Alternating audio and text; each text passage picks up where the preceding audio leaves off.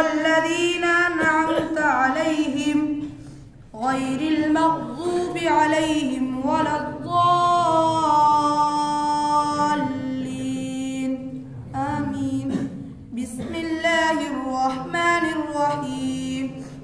ألف لام ميم.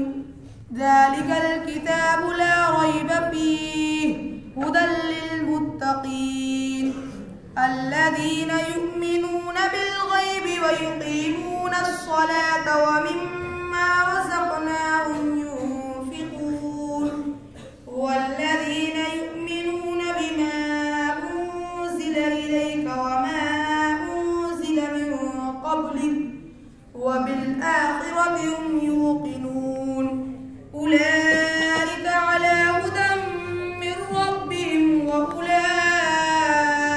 هم المفلحون. صدق الله العظيم. اللهم آنس وحشتي في قبري.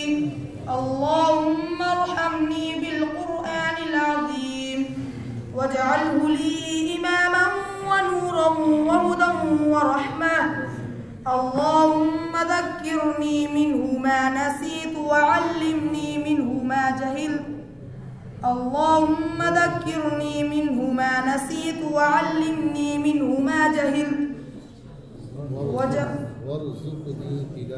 وارزقني تلاوته آناء الليل وآناء النهار واجعله لي حجة يا رب العالمين آمين. وتمت كلمة ربك صدقا وعدلا لا مبدل لكلماته وهو السميع العليم.